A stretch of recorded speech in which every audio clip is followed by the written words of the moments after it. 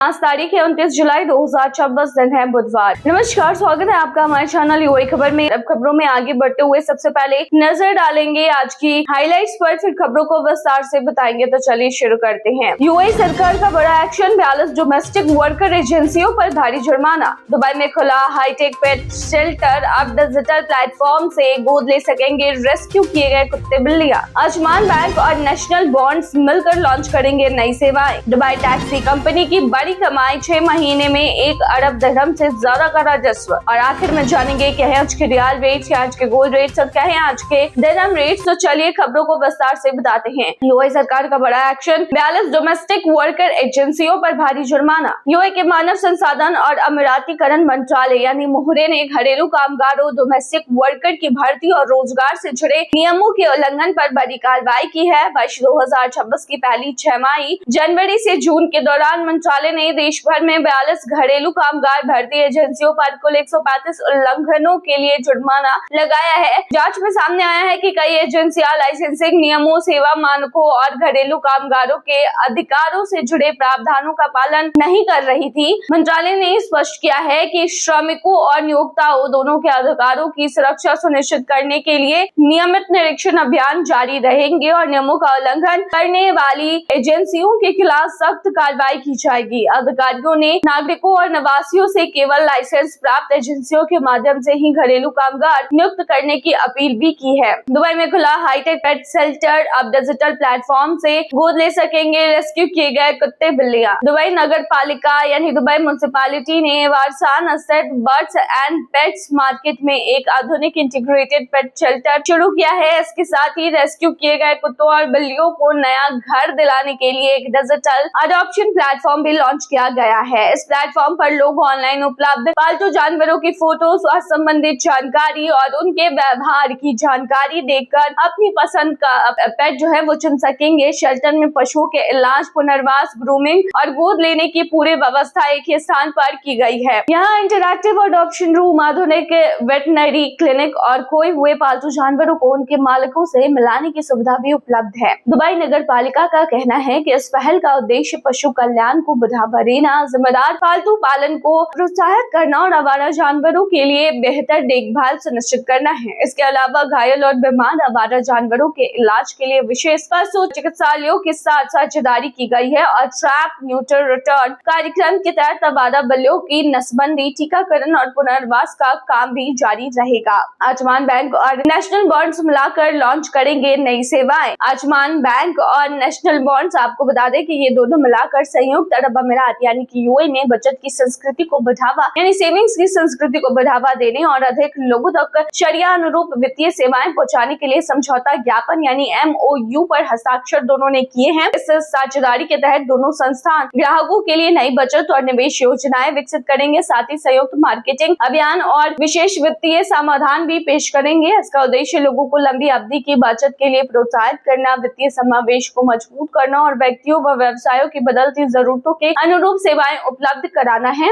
अधिकारियों के अनुसार यह सहयोग यूएई के वित्तीय क्षेत्र को मजबूत करने, जिम्मेदार वित्तीय योजना को बढ़ावा देने और देश में शरिया अनुरूप बचत विकल्पों की पहुंच बढ़ाने की दिशा में एक महत्वपूर्ण कदम माना जा रहा है। दुबई टैक्सी कंपनी की बड़ी कमाई, 6 महीने में 1 अरब दिरहम से ज्यादा का राजस्व। आपको बता दें कि दुबई टैक्सी कंपनी की बड़ी कमाई हुई है। बता दें कि दुबई टैक्सी कंपनी यानी दुबई में जितनी भी टैक्सी की कंपनियां हैं, उन्होंने वर्ष 2026 की पहली छमाही यानी H1 2026 के वित्तीय नतीजे जारी किए हैं। कंपनी ने इस अवधि में 1 अरब दिरहम से अधिक का राजस्व दर्ज किया है, जो पिछले वर्ष के समान अवधि की तुलना में वृद्धि को दर्शाता है। कंपनी के अनुसार बेहतर परिचालन प्रदर्शन, टैक्सी और लिमोजिन सेवाओं की बढ़ती मांग तथा एयरपोर्ट टैक्सी कारोबार में मजबूती के चलते आय में यह बढ़ोतरी हुई है। इसी दौरान कंपनी का मुनाफा भी मजबूत रहा है और उसने अपने बेड़े का विस्तार करते हुए इलेक्ट्रिक व हाइब्रिड वाहनों की संख्या बढ़ाने पर जोर भी दिया है। दुबई टैक्सी कंपनी का कहना है कि वो स्मार्ट और टिकाऊ परिवहन सेवाओं को बढ़ावा देने के साथ साथ ग्राहकों को बेहतर यात्रा एक्सपीरियंस देने के लिए नई तकनीकों और आधुनिक वाहनों में लगातार निवेश कर रही है। यूएस स्पेस एजेंसी का बड़ा फैसला, स्पेस कंपनियों को लाइसेंस अपडेट करने के लिए 90 दिन। यूएस स्पेस एजेंसी ने देश में कार्यरत अंतरिक्ष स्पेस यानी स्पेस सेक्टर की कंपनियों और संस्थाओं को अपने लाइसेंस नियमित रेगुलराइज करने के लिए 90 दिनों की ग्रेस ग्रेस पीरियड देने की घोषणा की है। ये जो अवधि है वो उन कंपनियों के लिए है जिन्होंने अब तक आवश्यक लाइसेंस प्राप्त नहीं किए हैं या फिर जिनके लाइसेंस नियामकीय और आवश्यकताओं के अनुरूप नहीं है। एजेंसी ने कहा है कि इस दौरान कंपनियां बिना किसी दंड के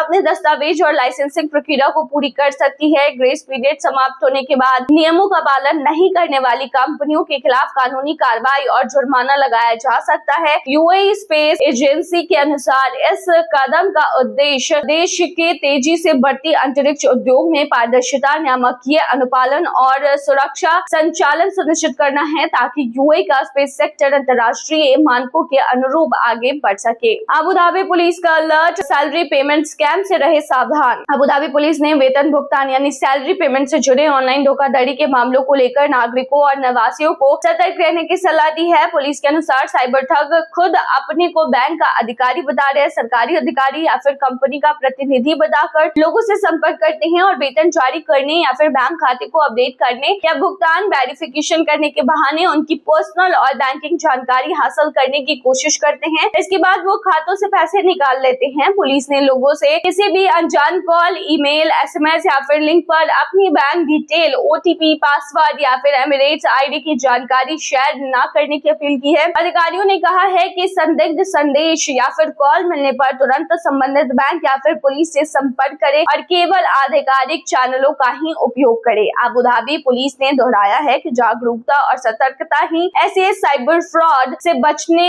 में आपका हेल्प कर सकते हैं। यूएई में पर्यावरण कानून तोड़ने वालों पर सख्त कार्रवाई, 31 कंपनियां बंद। संयुक्त अरब अमीरात यानी कि यूएई में पर्यावरण संरक्षण कानूनों का उल्लंघन करने वाले संस्थानों के खिलाफ सरकार ने सख्त कार्रवाई की है। वर्ष 2026 की पहली 6 माह में अधिकारियों ने 269 प्रतिष्ठानों का निरीक्षण किया है, जिसमें पालतू जानवरों की दुकानें, पशुधन और पक्षी बाजार, नर्सरी तथा पर्यावरण से जुड़ी अन्य गतिविधियों वाले संस्थान शामिल थे। जांच के दौरान नियमों का उल्लंघन पाए जाने पर 31 प्रतिष्ठानों को तत्काल बंद कर दिया गया, जबकि 104 अन्य मामलों को कानूनी कार्रवाई के लिए संबंधित समितियों के पास भेजा गया। अधिकारियों के अनुसार यह अभियान पर्यावरण संरक्षण कानूनों का कड़ाई से पालन सुनिश्चित करने, सार्वजनिक स्वास्थ्य, जैविक विविधता और पशु कल्याण की सुरक्षा के उद्देश्य से चलाया गया। निरीक्षण के दौरान लाइसेंस संबंधित अनियमितताओं, पर्यावरणीय मानकों की अनदेखी, अन्य नियमों के उल्लंघन के मामले सामने आए हैं, जिसके बाद संबंधित संस्थानों को आवश्यक सुधार करने और सभी नियमों का पालन करने के निर्देश दिए गए। सरकार ने स्पष्ट किया है कि भविष्य में भी पर्यावरण कानूनों का उल्लंघन करने वाले किसी भी व्यक्ति या फिर संस्थान के खिलाफ सख्त कार्रवाई जारी रहेगी और सभी व्यवसायों से पर्यावरणीय नियमों का पूरी तरह पालन करने की अपील की गई है, ताकि प्राकृतिक संसाधनों की सुरक्षा और देश के सतत विकास के लक्ष्यों को मजबूती मिल सके। 2023 से विदेशों में कार्यस्थल हादसों में 800 से ज्यादा भारतीयों की मौत। 2023 से 2025 के बीच विदेशों में कार्यस्थल पर हुए हादसों में 800 से अधिक भारतीय प्रवासी श्रमिकों की मौत हो गई है। विदेश मंत्रालय MEA के आंकड़ों के अनुसार इनमें लगभग 55% मौतें जो हैं वो खाड़ी देशों में हुई, जहां पर औसतन हर सप्ताह करीब 3 भारतीय काम के दौरान हादसों का शिकार हुए हैं। सबसे अधिक 182 मौतें सऊदी अरब में दर्ज की गई हैं, जबकि संयुक्त अरब अमीरात यानी कि यूएई में 128 भारतीयों की जान गई है। हाल ही में कतर के रास लफान इंडस्ट्रियल सिटी में हुए विस्फोट में 12 भारतीयों की मौत के बाद प्रवासी श्रमिकों की सुरक्षा को लेकर चिंता और भी ज्यादा बढ़ गई है। विशेषज्ञों का कहना है कि सुरक्षा उपकरणों का पर्याप्त उपयोग न होना, कार्यस्थल पर सुरक्षा नियमों का पालन न होना, तकनीकी खामियां और पर्याप्त प्रशिक्षण की कमी ऐसे हादसों की प्रमुख वजह हैं। वहीं भारत सरकार का कहना है कि विदेशों में भारतीय दूतावास और मिशन प्रवासी श्रमिकों की सुरक्षा और सहायता के लिए लगातार संबंधित देशों के साथ समन्वय कर रहे हैं। चलिए अब आखिर में जानते हैं कि आज के रियल रेट्स, आज के गोल्ड रेट्स और क्या है आज के दिरहम रेट। शुरू करेंगे रियल रेट से। आज एक सऊदी रियाल में 25.59 रुपया है, जो कि पिछले दिन 25.74 रुपया था। वहीं आज एक सऊदी रियाल में 41 नेपाली रुपीज है, जो कि पिछले दिन 41.16 नेपाली रुपीज थे। वहीं आज एक सऊदी रियाल में 33 बांग्लादेशी टका है, जो कि पिछले दिन 33.86 बांग्लादेशी टका था। वहीं आज एक सऊदी रियाल में 74.02 पाकिस्तानी करेंसी है, जो कि पिछले दिन 73.99 पाकिस्तानी करेंसी थी। वहीं आज एक सऊदी रियाल में 25.62 भूटानी करेंसी है, जो कि पिछले दिन